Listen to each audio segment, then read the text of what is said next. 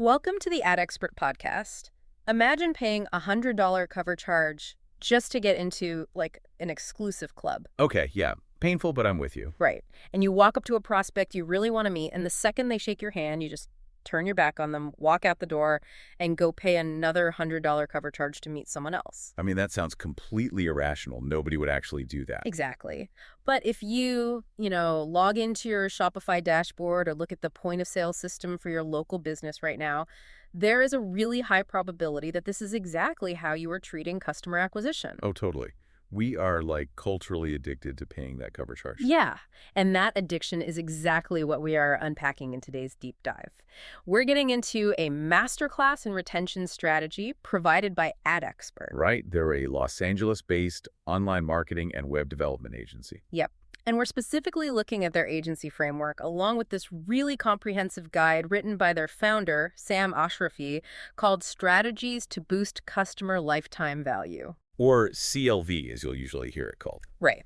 So whether you are running a neighborhood shop or trying to scale like a massive digital storefront, the mission today is to break down the hidden mechanics of reducing your ad spend. While radically increasing conversion rates, yeah. Exactly. By leveraging the people who already know who you are. And to really understand the weight of these strategies, we kind of need to look at the environment where this data was gathered. Yeah, the LA market is no joke. It really isn't. I mean, Ad Expert is headquartered in Woodland Hills, but they operate in the absolute trenches of the sprawling Los Angeles market. We're talking hyper-competitive zones. Calabasas, Winnetka, Tarzana. Encino, Sherman Oaks, West Hills. Yeah, Reseda, Burbank, Van Nuys, the whole map. Right. And what that actually means for you as a listener is pretty significant because when an agency is managing, say, localized Google ads or untangling complex website SEO across a market that dense. They aren't just looking at broad, high-level trends. Exactly.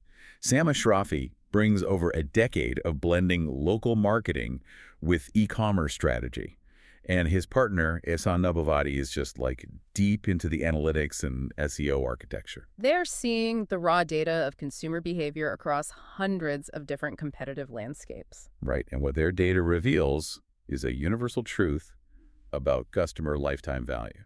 Which, just to get the textbook definition out of the way for anyone who doesn't know, is basically the total revenue a customer generates over the entirety of their relationship with your brand. Yeah. But, I mean, knowing the definition and actually understanding the mathematical leverage of it are two completely different things. For sure. It seems like most businesses treat that first purchase as the finish line, you know? Like, we got them, campaign over. Exactly. And the Ad Expert framework kind of forces you to look at that first purchase as just the activation point of a much larger economic engine. Okay, but I want to challenge the psychology here because it feels like a massive contradiction to me. How so? Well, it's like a leaky bucket, right? If the math clearly shows that keeping a customer is infinitely more profitable than acquiring a new one, why is the default setting for almost every business to aggressively throw money at new acquisitions? It's a great question.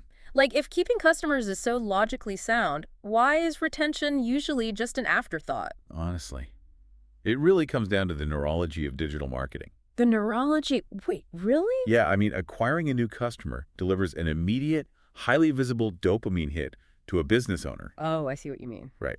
You launch a Facebook ad, a stranger clicks it, they convert, and your dashboard instantly flashes this big green arrow. Showing a positive return on ad spend. Exactly. You feel like you just engineered money out of thin air.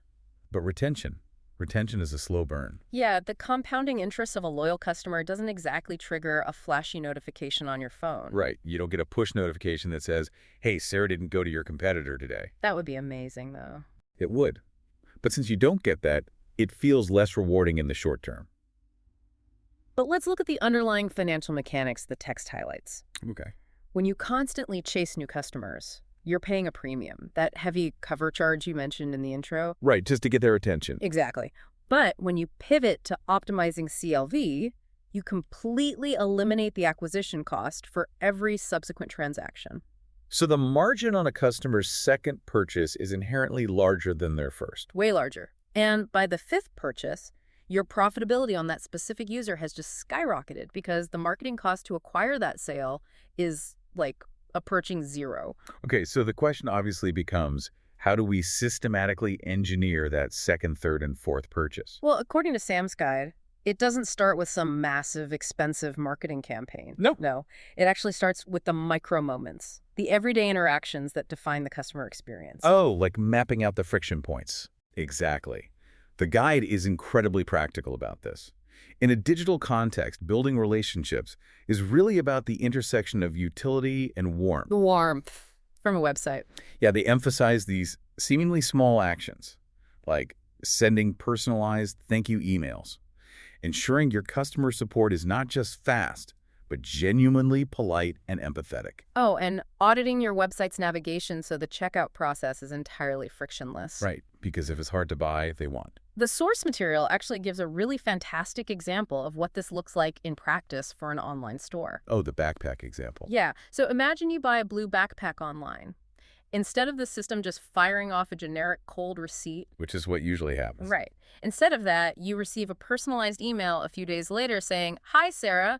Since you liked our blue backpack, you might like this matching water bottle." Let's break down why that actually works on a behavioral level. Because the traditional approach is just a blast email saying, here's our new catalog, buy more stuff. Which just creates email fatigue. You just delete it. Exactly. Yeah. But the backpack email works because it utilizes collaborative filtering. The system recognizes a pattern and offers a highly relevant suggestion. So it frames the interaction not as a sales pitch, but as a helpful service. Right. You are anticipating a need they might not have even realized they had yet. And the text grounds this in the physical world, too, with an example we all instinctively understand. The local cafe. Oh, yeah, the barista example. Yeah. It's that specific coffee shop where the barista remembers your favorite drink and literally starts making it the moment you walk through the door. Right, making you feel instantly valued. You aren't just a transaction ID. You're a recognized regular. Right. And I feel like that translates directly into hard metrics, right? Like increasing purchase frequencies. Oh, absolutely. The hidden mechanic at play in the cafe example is what economists call psychological switching costs. Okay, break that down for me. Well, if a rival coffee shop opens up down the street and their latte is 20 cents cheaper, you aren't going to switch. Because leaving means giving up the status of being known. Exactly. And it goes even deeper than status. You've invested identity into that transaction. Yeah, wow. Yeah.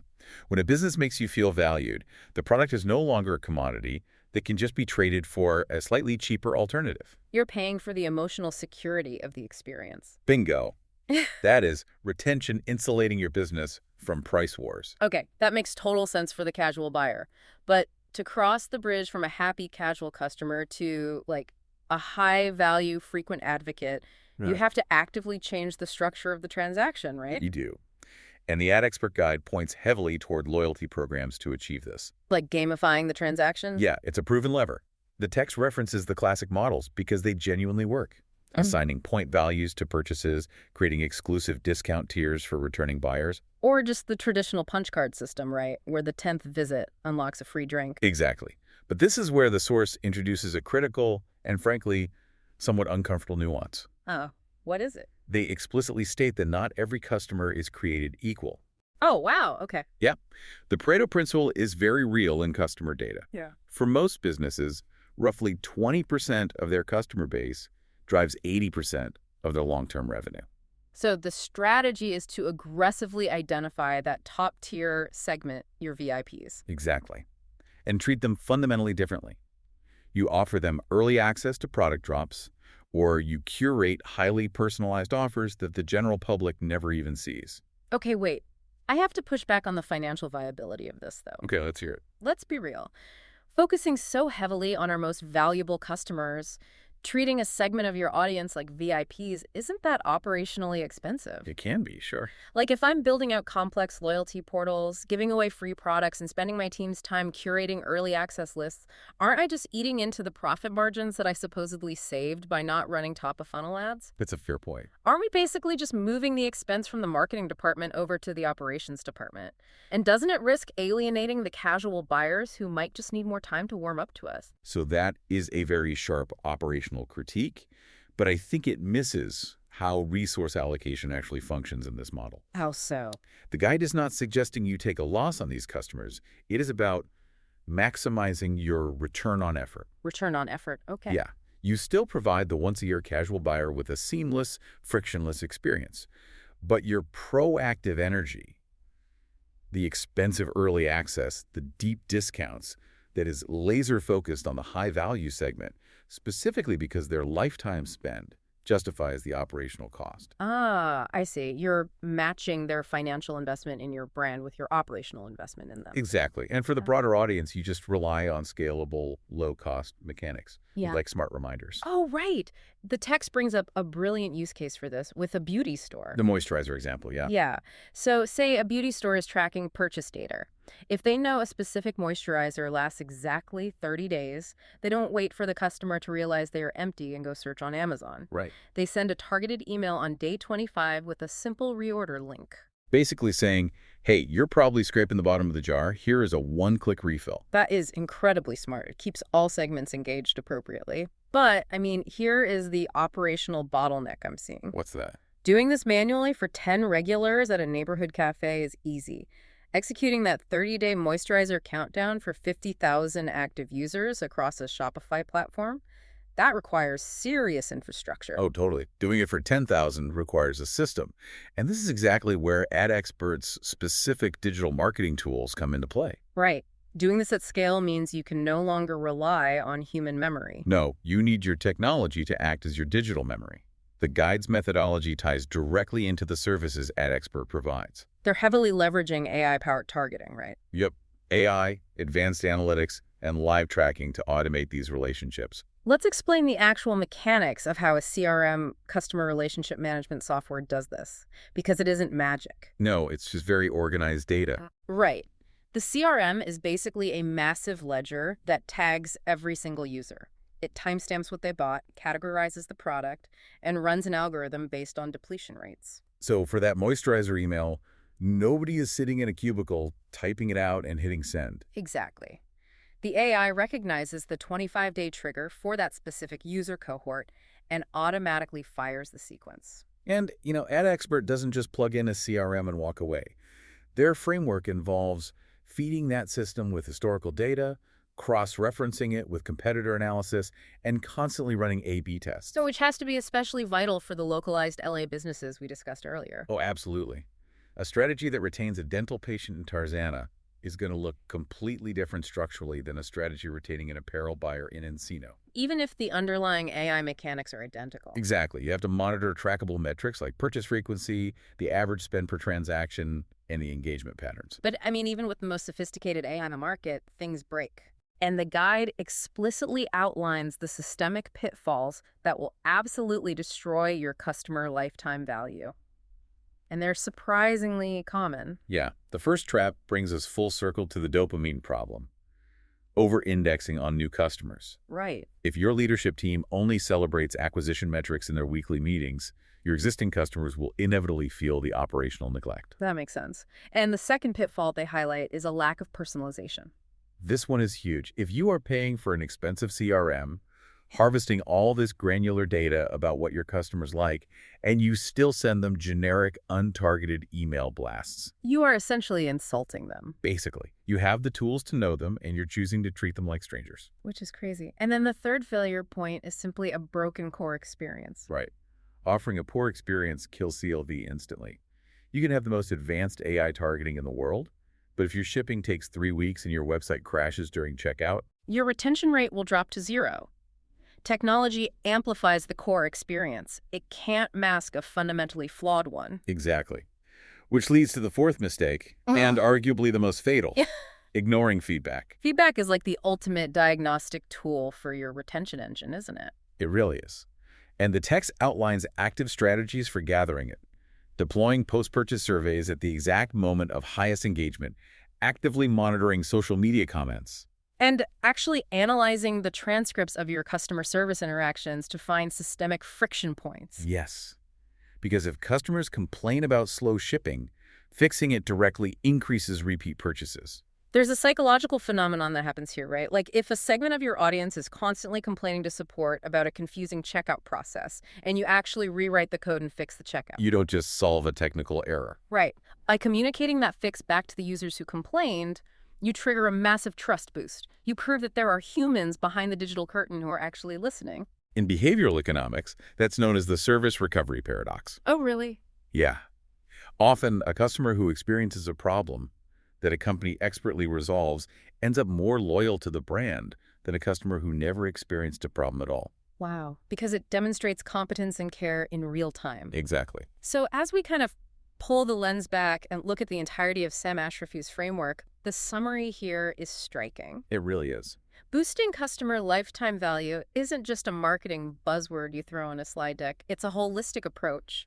It's the architectural foundation of a sustainable business. Yeah, it requires synthesizing incredibly basic human touch points, Yeah. like just saying thank you and recognizing preferences with highly sophisticated automated data systems. Like AI-driven analytics and CRM automation, creating a business where everyone actually wins. And I think it's important to remind listeners that this is a completely scalable philosophy.